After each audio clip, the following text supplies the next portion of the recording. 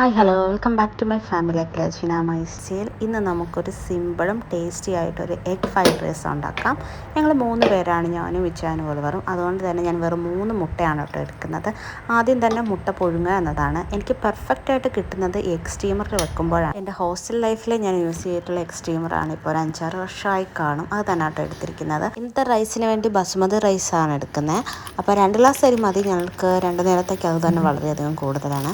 നന്നായി വാഷ് ചെയ്തിട്ട് കുറച്ച് നേരം, അതായത് ഒരു ഹാഫ് ആൻ അവറിൽ കൂടുതൽ ടൈമെങ്കിലും നമ്മളത് കുതിർക്കാനായിട്ട് വെക്കുക. ആ അരി കഴുകി ആ സമയത്തുള്ളിൽ തന്നെ എൻ്റെ എഗ്ഗ് ഇവിടെ റെഡി ആയിട്ടിരിക്കുകയാണ്. ഇനി പെട്ടെന്ന് നമ്മൾ തണുക്കാനായിട്ട് പച്ചവെള്ളത്തിലേക്ക് മാറ്റുവാണേ.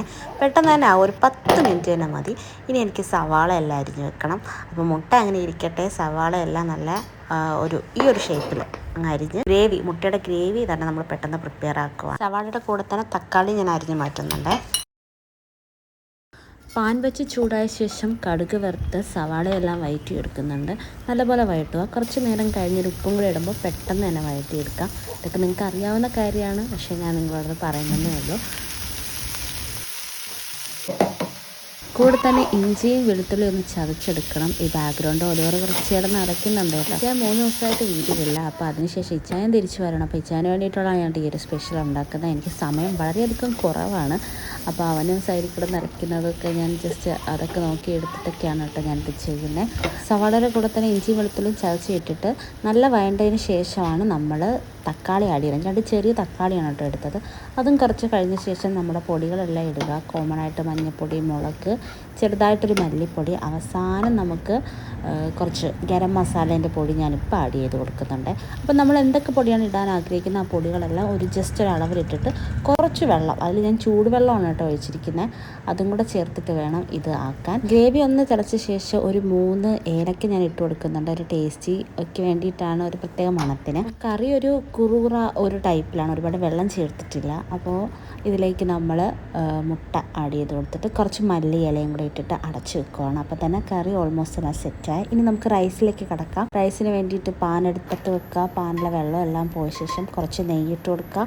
കുറച്ച് സൺഫ്ലവർ ഓയിൽ ഒഴിക്കുക. 1 സ്പൂൺ ഗീക്ക് 3 സ്പൂൺ സൺഫ്ലവറാണ്. അതിനുശേഷം സ്പൈസസ് ഓരോന്നെടുക്കുക. ഫുൾ പാക്കറ്റ് ഇരുന്ന് എനിക്ക് വർഷം കൊണ്ടുവന്നിട്ടുള്ളതായിരുന്നു കേട്ടോ.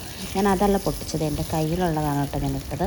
പിന്നെ കൂടെ തന്നെ കുറച്ച് സവാള നല്ല ഇതിന് വേണ്ടിയിട്ട് വഴറ്റിയെടുക്കാൻ വേണ്ടിയിട്ട്, ഇത് റൈസിന് വേണ്ടിയിട്ടുള്ള സവാളയാണ്, അതായത് കൂടെ തന്നെ വഴറ്റി എടുക്കുന്നുണ്ട്.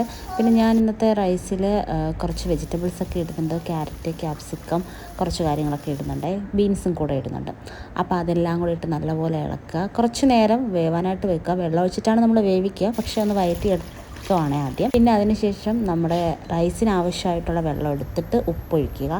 1 ഗ്ലാസ് അരിക്ക് 3/4 ഗ്ലാസ് വെള്ളത്തിൻ്റെ കണക്കാണ് കേട്ടോ എടുത്തിരിക്കുന്നത്. അപ്പോൾ 1.5 ഗ്ലാസ് വെള്ളമാണ് ഞാൻ ആഡ് ചെയ്തിരിക്കുന്നത്. കുറച്ച് നേരം അടച്ച് വെച്ച് തിളച്ച ശേഷമാണ് ഞാൻ റൈസ് ഇട്ട് കൊടുക്കുന്നത്. റൈസ് ഇപ്പം പ്രത്യേകം ശ്രദ്ധിക്കേണ്ടത് ലോ ടു മീഡിയം ഫ്ലെയിമിലാണ് കുക്കിംഗ് എല്ലാം നടക്കേണ്ടത്. കൂടെ തന്നെ ഉപ്പ് നോക്കുക. നമ്മൾ നോക്കുന്ന ഉപ്പിനനുസരിച്ചിട്ടായിരിക്കും നമ്മുടെ റൈസിന് ഉപ്പ് പിടിക്കുക. 3/4 റൈസ് വെന്തിട്ടുണ്ട്. ഇപ്പോൾ കറക്റ്റ് ആയിട്ടുണ്ട്.